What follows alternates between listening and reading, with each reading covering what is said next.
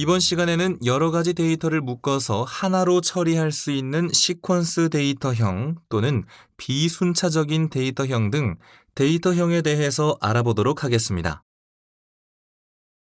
어떠한 문제를, 현실 속의 문제를 해결할 경우에 이 추상화의 속성이 하나만 있는 문제, 이런 것들은 거의 없습니다. 현실에서 대부분의 문제는 여러 가지 속성이 묶여 있기 때문에 데이터를 구조화하는 것이 매우 중요합니다. 예를 들어서 학생을 추상화한다면 학생의 이름 따로, 몸무게 따로가 아니라 그 학생의 이름과 몸무게와 키 또는 성적 정보까지 모두 하나의 학생을 나타내는 특징들이 되기 때문에 이러한 데이터들은 하나의 묶음으로 있어야 합니다. 따라서 이번 강의에서는 이러한 데이터형과 데이터를 구조화하는 데이터형과 반복문에 대해서 공부를 하도록 하겠습니다. 우리가 해결할 문제는 여러분이 쉽게 이해할 수 있는 학사 관리를 위한 학생 정보 관리라고 정하겠습니다.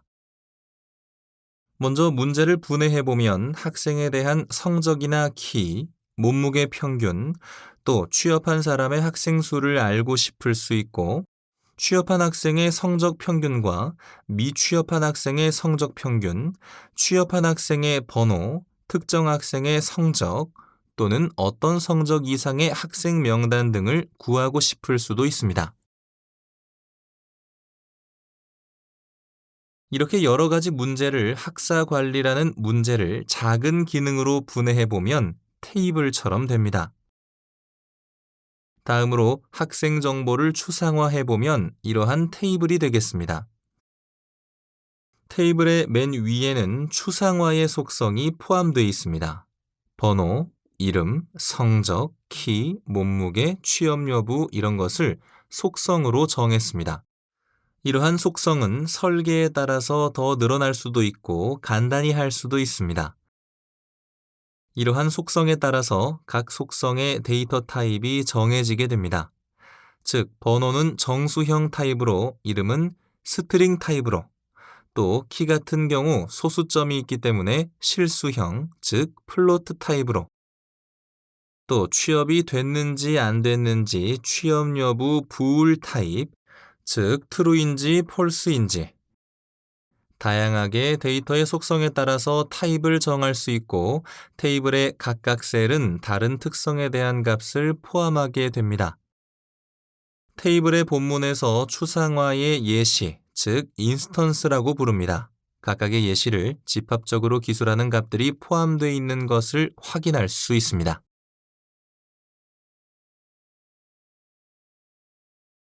이제 여러 데이터를 묶는 것이 필요한 것을 컴퓨터 코딩의 입장에서 살펴보겠습니다. 성적을 국어 점수라고 가정하겠습니다. 만약 10명의 학생 점수를 저장한다면 이전에 배웠던 방식은 10개의 서로 다른 변수를 만들어야 했습니다. 보는 것과 같이 10명의 국어 성적 변수를 기억하기 쉽게 변수를 의미 있게 정한다고 KOR 1부터 KOR 10까지 정했다고 가정하면 이 표와 같이 각각의 변수에는 값들이 들어가게 됩니다. 이것의 평균을 구하기 위해서 여러분은 먼저 무엇을 해야 할까요? 총점을 먼저 계산해야 합니다. 총점을 계산하기 위해서는 각 변수를 모두 더해야 합니다. 그런데 10명이 아니고 100명, 200명이라면 이것을 각각 독립된 변수를 모두 더하는 코드를 작성한다는 것은 무리가 있습니다. 또 성적뿐만 아니라 키 또는 몸무게에 대해서 만약에 평균을 구해야 한다면 이러한 일을 반복해야 합니다. 이것은 코딩이 거의 불가능한 상태입니다. 어떠한 방식으로 해결을 좋게 할 수 있을까요? 일단 우리나라의 주소 체계를 보겠습니다. 우리나라는 대부분 개인주택이나 아파트가 있습니다. 개인주택은 주택별로 번지가 다르게 매겨져 있고 아파트는 아파트 전체에 번지를 하나 주고 그 안에서 동과 호수로 구별하게 됩니다. 단일 변수, 즉 독립된 변수는 개인주택과 비슷합니다. 이렇게 여러 개의 데이터를 하나로 묶는 묶음 변수는 아파트와 비슷하게 주소를 주게 되면 관리가 훨씬 더 효율적으로 될 것입니다. 이러한 여러 가지 성적을 아파트로 만들어서 묶으면 어떨까요? 10명의 국어 점수를 KOR로 정의하겠습니다. 각각 호수에 해당하는 것을 인덱스라고 부르는데요. 이러한 인덱스 첨자값으로 구분하게 된다면 이러한 데이터를 관리 및 처리가 훨씬 편하게 됩니다.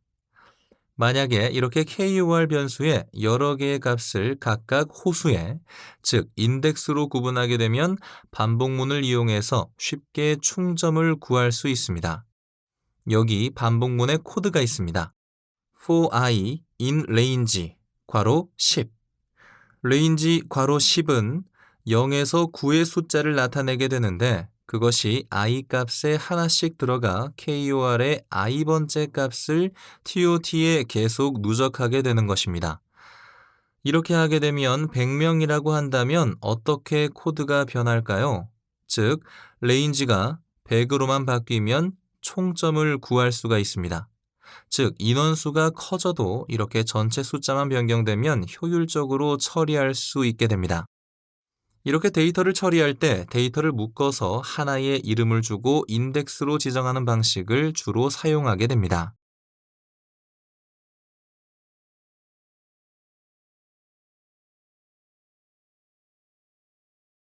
파이썬에서 이렇게 묶음을 나타내는 데이터형을 크게 순서가 정해져 있는, 즉 데이터 여러 개가 순서가 정해져 있는 시퀀스 데이터형이 있으며 이렇게 순서가 정해져 있는 시퀀스 데이터형, 순서가 없이 그냥 있는 무순서 데이터형이 있습니다. 이런 시퀀스 데이터형은 일반적으로 리스트, 튜플, 레인지를 많이 사용합니다. 또 문자열도 이렇게 각각의 문자들이 연속해서 순서를 가지고 있기 때문에 이것도 시퀀스 데이터형이라고 할 수 있습니다. 순서가 없는 데이터형으로는 여러분이 수학에서 사용하는 세트, 즉 집합 데이터가 있습니다. 또 다른 것으로는 딕셔너리가 있습니다. 이러한 여러 가지 데이터형을 구별할 때 파이썬에서는 코드, 기호를 이용합니다. 대괄호, 중괄호, 소괄호, 따옴표 등의 기호를 통해서 어떤 데이터형인지를 구별할 수 있고, 파이썬은 이렇게 다양한 묶음 데이터형을 지원하여 데이터 처리에 매우 편리합니다. 이러한 데이터를 행렬로 만들어서 쉽게 처리할 수 있도록 하는 파이썬의 numpy라는 라이브러리가 있어 인공지능에서도 이러한 파이썬과 numpy라는 라이브러리를 이용해서 많은 애플리케이션, 응용을 개발하고 있습니다. 따라서 이러한 파이썬을 배우게 되면 머신러닝, 인공지능 등에서도 접근할 수 있는 길이 열리게 되는 것입니다.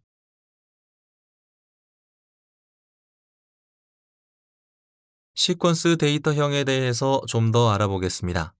시퀀스 데이터형은 각 요소 위치는 괄호와 인덱스로 구분하게 됩니다. 즉, 순서가 있는 데이터에서 인덱스로 하나의 요소를 지정할 수 있습니다. 이런 것을 인덱싱이라고 합니다. 만약에 인덱스에 -1을 주게 되면 가장 오른쪽, 맨 마지막 값을 지정하게 됩니다.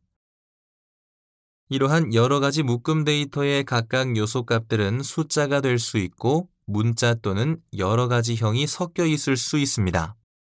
또 다른 시퀀스형을 포함할 수도 있습니다. 여러 데이터형이 섞여 있는 예는 이와 같습니다. 즉, 점수처럼 보이는 80, 90, 70이 있고 또는 패스, NP 또는 또 다른 데이터형인 1, 2, 3의 묶음이 하나의 묶음으로 있는 것을 볼 수 있습니다. 이러한 시퀀스 데이터형에서 대부분 사용하는 리스트형입니다. 리스트형은 대괄호 형태의 묶음으로 나타나게 됩니다. 리스트에서 데이터가 저장되는 위치를 인덱스, 첨자라고 합니다. 이 인덱스는 0부터 시작하게 됩니다. 즉, 여러분이 아파트에 호수를 줄 때 0호부터 시작한다고 생각하면 됩니다. 그래서 10명의 학생의 국어 점수를 넣는다고 하면 KOR이라고 하는 번지수, 즉 대표 이름이 있고 각각의 호수는 0부터 9까지가 됩니다. 이러한 호수는 0부터가 아니라 마이너스, 즉 음수도 가능한데요. 음수일 경우에는 가장 끝이 마이너스 1이 됩니다. 그래서 마이너스 1부터 앞으로 마이너스 2, 마이너스 3 이렇게 진행되겠습니다. 이렇게 인덱스를 음수로 쓰는 경우는 거의 없습니다. 많이 쓰는 경우가 끝에 있는 값을 지정하기 위해서 마이너스 1을 많이 사용합니다. 따라서 인덱스에 마이너스 1이 있다면 그것은 그 리스트의 마지막 값을 의미한다는 것을 기억하면 됩니다. 이제 코딩을 통해서 지금까지 설명한 내용을 확인해 보도록 하겠습니다. 먼저 여기에 보면 리스트를 나타내기 위해서는 컬렉션이라는 것이 있습니다. 이 컬렉션에는 전에 다룬 데이터형인 리스트, 튜플, 집합, 딕셔너리 이러한 네 가지의 여러 가지 데이터를 묶을 수 있는 데이터형이 있습니다. 우리는 리스트를 확인하기 위해서 컬렉션 카테고리의 리스트 앤 튜블에 마이 리스트 블록을 갖다 놓으면 리스트가 하나 만들어집니다. 여기 안에 있는 값은 예제로 넣어둔 값입니다. 이런 형식으로 쓸 수 있다는 걸 알 수 있게 됩니다.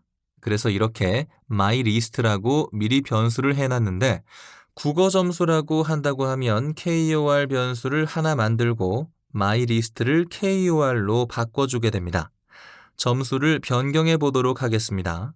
첫 번째 학생은 80, 두 번째는 90, 세 번째는 70, 그 다음에 85점으로 입력을 해 보겠습니다.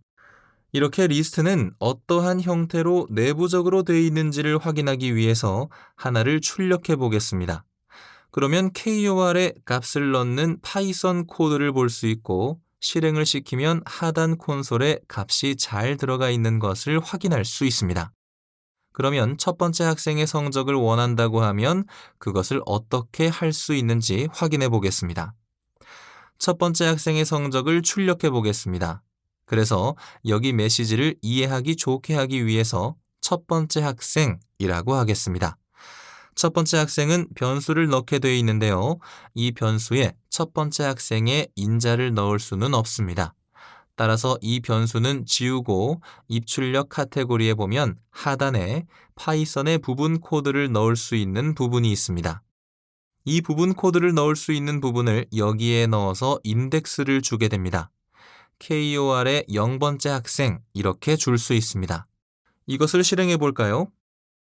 실행을 하게 되면 첫 번째 학생의 성적은 80점을 가져오게 됩니다. 대표 이름은 KOR인데 각각 요소에 대한 것은 인덱스로 구별하는 것을 확인할 수 있고 첫 번째 시작이 항상 0부터 시작한다는 것을 알 수 있습니다. 또 복제해서 이번에는 두 번째 학생을 넣어보도록 할까요? 두 번째 학생의 성적을 확인해 보겠습니다. 그러면 두 번째 학생은 1번에서 확인할 수 있습니다. 실행하면 첫 번째 학생은 80, 두 번째 학생은 90이 됩니다. 이렇게 리스트는 대표 이름을 주고 각각의 요소는 이렇게 인덱스로 구별한다는 것을 확인할 수 있습니다.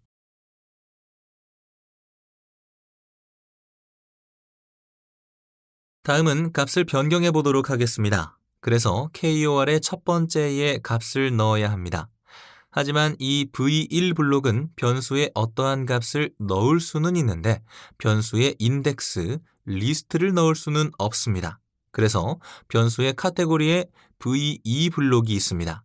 v2 블록을 가져다 놓으면 여기에는 KOR의 1번 학생의 성적을 바꾸겠습니다. 그래서 이 성적을 95점 이렇게 바꿀 수 있습니다. 그리고 첫 번째 블록은 지우겠습니다.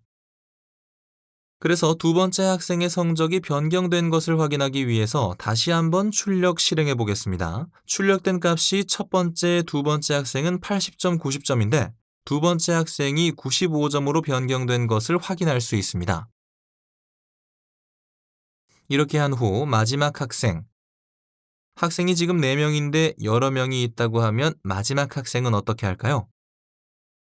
우리가 마지막이 몇 번째 있는 것을 일부러 세줘야 하는데 그렇게 하지 않고 앞에서 설명한 것처럼 마지막 학생의 성적을 확인하기 위해서 마지막 학생의 성적은 여기에 무엇을 줘야 할까요?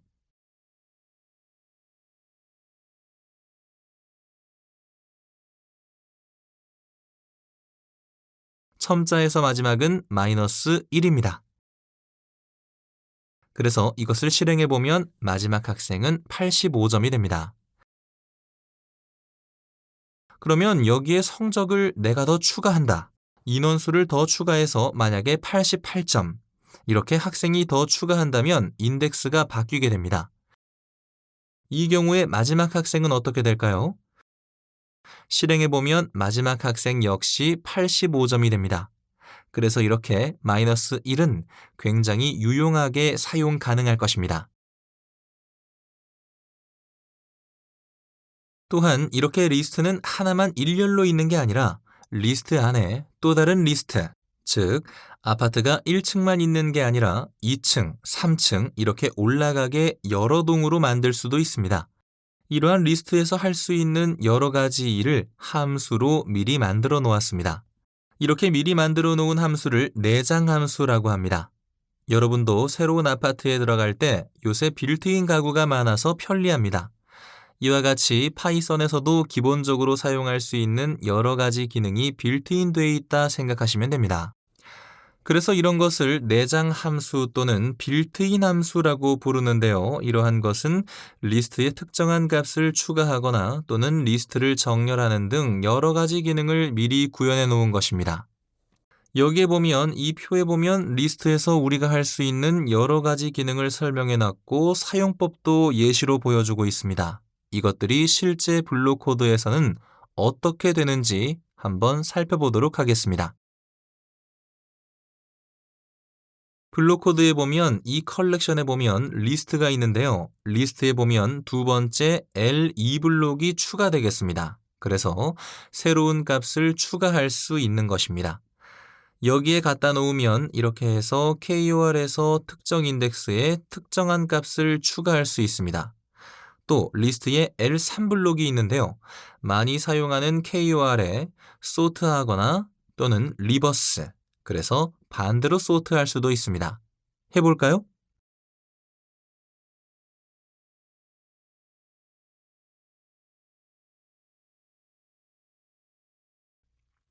이건 잠시 비활성화시키고요. 데이터 다루기에서 KOR을 정렬하겠다고 하고 결과 지우기 하고 실행하면 이것은 정렬이 이미 됐죠. 그러면 정렬된 것을 출력합니다. 복제해서 KOR을 다시 실행해 보도록 하죠.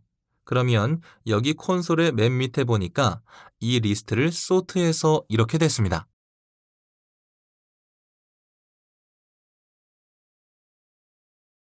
이 외에도 컬렉션 리스트에 보면 우리가 많이 사용하는 것이 데이터 다루기에서 KOR에 여기를 보면 확장, 즉 리스트에 더 추가하거나 리스트를 지우거나 또는 리스트 뒤에 붙임 또는 복사할 수도 있습니다. 여러분은 앞으로 이 어펜드도 많이 사용하게 될 것입니다. 컬렉션 리스트의 마지막으로 L5 블록이 있는데요. 이렇게 라운드로 돼 있으니까 특정한 빈칸에 추가가 된다는 의미입니다. 그래서 KOR 리스트의 특정한 위치, 인덱스를 첨자로 해서 그 값을 가져올 수 있습니다. 또는 개수를 카운트할 수도 있습니다. 예를 들어서 70점인 학생이 몇 명인가? 이런 것들을 알 수도 있으며 POP는 마지막 데이터를 지우는 이러한 기능들이 이미 다 구현돼 있어서 여러분은 이런 걸 통해서 이런 빌트인 함수를 익혀서 사용하게 됩니다.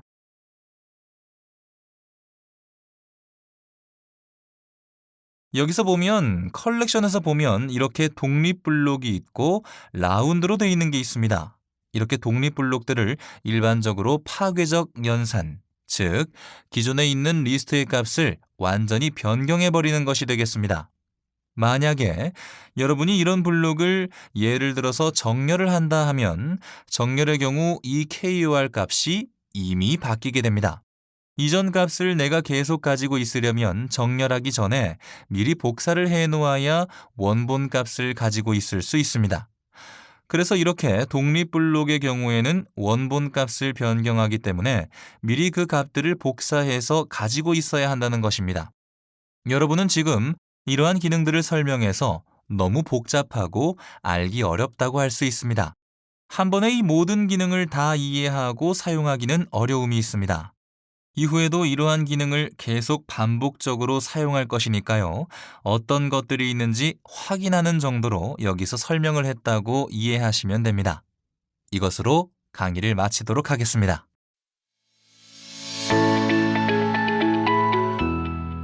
이번 시간에는 비순차 데이터형으로 딕셔너리와 집합에 대해서 알아보도록 하겠습니다.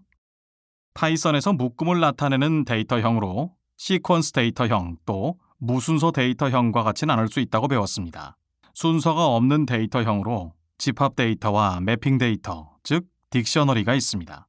무순서 데이터형의 집합과 딕셔너리를 알아보도록 하겠습니다. 딕셔너리라는 것은 사람이 정보를 인식하는 것과 매우 비슷한 구조입니다. 예를 들어 이름, 만일 이 이름이라는 키 안에는 홍길동부터 여러 가지 이름이 될 수 있습니다. 생일이라면 몇 년, 몇 월, 며칠과 같이 매핑될 수 있습니다. 그래서 딕셔너리를 매핑 데이터형이라고 부릅니다. 이렇게 딕셔너리는 다른 프로그래밍 언어에서는 연관 배열이나 또는 해시라는 기능으로 제공하고 있는 것과 동일한 것입니다. 딕셔너리는 단어 그대로 해석하면 사전입니다. 그래서 키와 밸류를 하나의 쌍으로 갖는 자료형이 되겠습니다. 딕셔너리는 리스트와 튜플처럼 순차적으로, 즉 시퀀셜하게 순차적으로 해당 요소 값을 구하지 않습니다. 무엇을 기준으로 하냐면 키를 통해서 value를 얻는 형식입니다. 형식적으로 보면 다음과 같이 키값과 value, 키값과 value와 같이 데이터들이 쌍으로 나열되어 있습니다.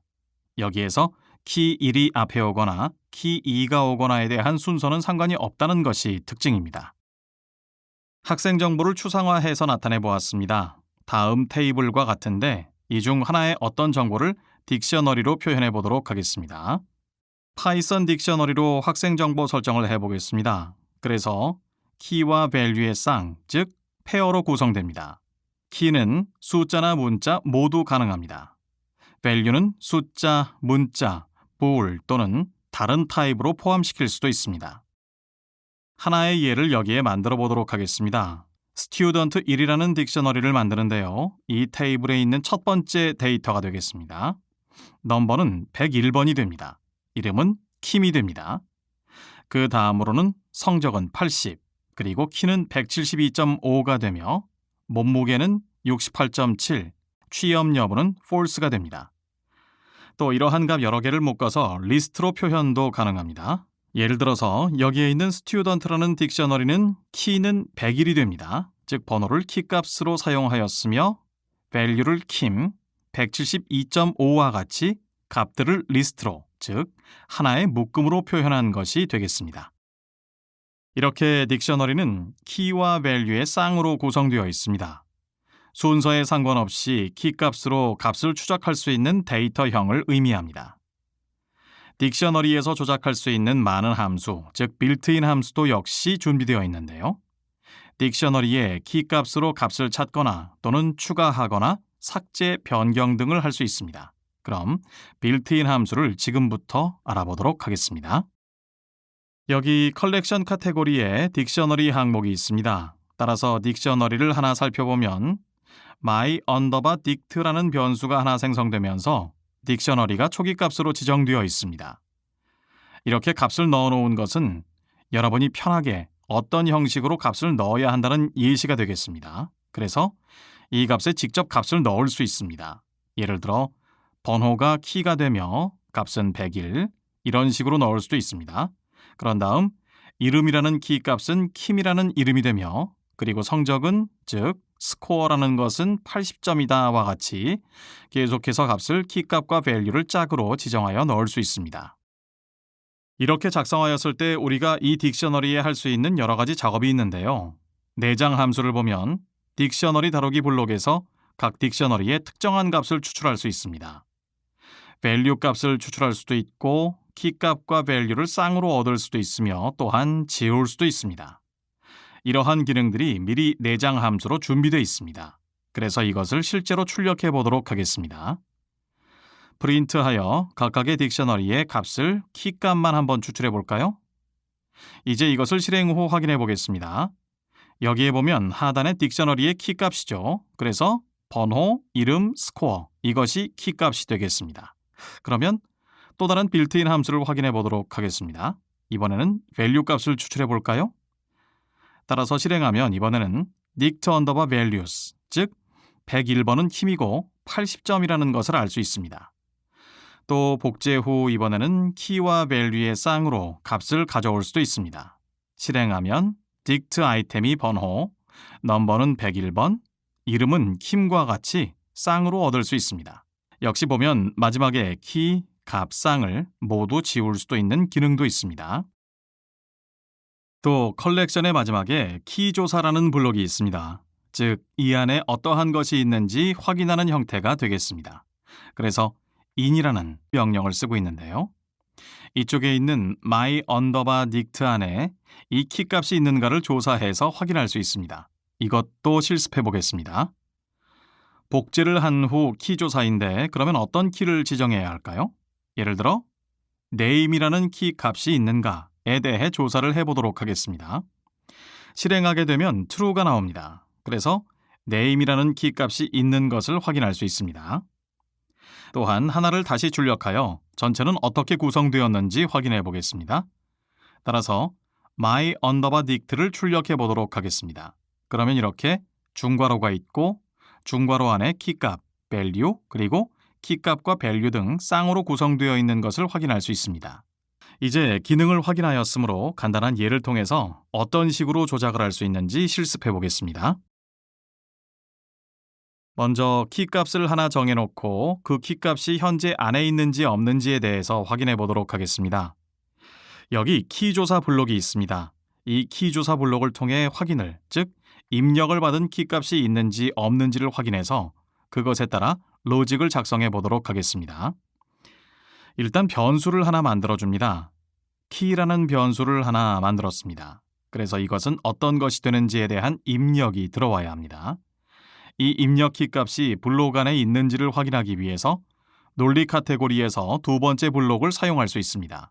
그래서 만일 딕셔너리 안에 키 값이 존재하면 키 값에 해당하는 value를 출력하려고 합니다. 이제 이것을 이 안에 집어넣습니다. 그래서 만일 어떤 이름이나 무엇이 들어오게 되면 그것을 쓸 수 있습니다. 여기에 번호를 하나 적어줍니다. 이 number라는 키로 설정하면 number라는 키, 즉 my underbar dict 안에 이 키 값이죠. 키는 무엇인가요? number입니다. 번호가 있다면 다음과 같이 됩니다. 그러면 어떤 메시지를 하나 출력해 볼까요? 키 값이 있으므로 키 값에 해당하는 value를 찍겠습니다. my underbar dict의 값을 하나 찍습니다. 키에 해당하는 값을 찍으라는 의미가 됩니다. 만약 여기에 없다면, 즉 이 키에 해당하는 것이 없으면 키가 없습니다라고 출력을 해보겠습니다. 이전에 해놓았던 건 지우겠습니다. 그래서 삭제를 해줍니다. 이렇게 딕셔너리 안에 이것이 있는지 없는지를 확인해 보도록 하겠습니다. 그래서 실행하게 되면 101과 같이 출력됩니다. 그래서 넘버인 현재 번호가 101번 키 값을 가져오는 것을 확인할 수 있습니다. 키와 밸류 쌍을 하나 더 추가해 보도록 하겠습니다. 이번에는 키 값과 밸류가 있는데요. 쌍으로 꼭 데이터를 넣어줘야 합니다. 그래서 새로운 데이터를 넣겠습니다. 만약에 취업 여부라면 employee라는 키 값이 됩니다. 여기에 값을 넣겠습니다. 취업이 되었다면 true라는 값을 더 넣어주도록 하겠습니다. 그래서 키와 value를 지정하였고 이제 값을 assignment 하도록 하겠습니다. 그래서 my underbar dict의 키에 무엇을 넣어야 할까요? 어떤 value를 넣어라와 같이 다음처럼 됩니다. 이제 출력해 볼까요? 여기 입출력에서 이번에는 my underbar dict를 출력해 보겠습니다. 따라서 실행해 보면 이런 식으로 맨 끝에 employee라는 키에 true 값이 추가된 것을 확인할 수 있습니다. 이외에도 우리가 값을 삭제하는 delete의 del이라는 것을 이용해서 값을 삭제할 수도 있습니다. 다음으로 집합 데이터형이 있습니다. 파이썬은 집합을 표현하는 set라는 자료형을 제공합니다. 여러분이 수학에서 배우는 집합과 같은 것입니다. 집합은 합집합, 교집합, 또 차집합 등의 연산이 가능합니다.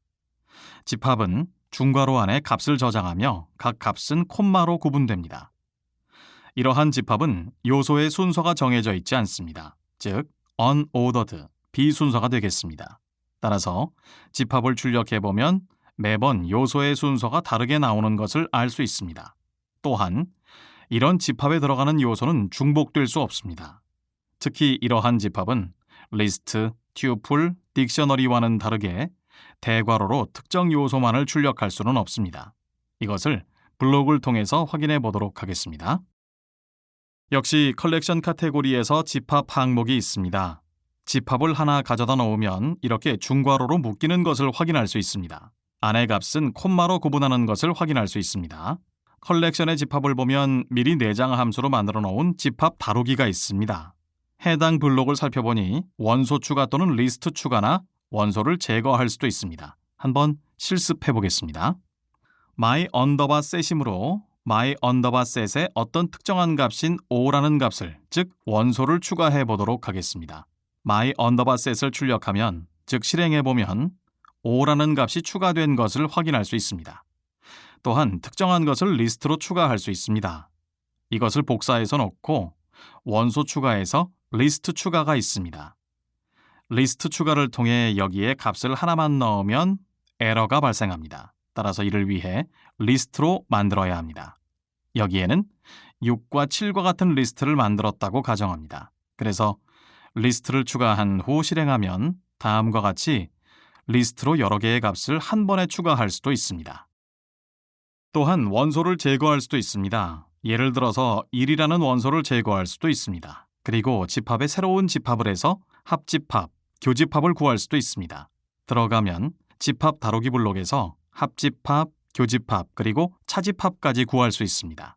여러분이 이미 수학에서 배운 그 집합과 동일하고 동작도 동일합니다. 이렇게 데이터형을 순차 데이터와 비순차적인 데이터형으로 구분한다는 것을 배워보았습니다. 이것으로 강의를 마치겠습니다.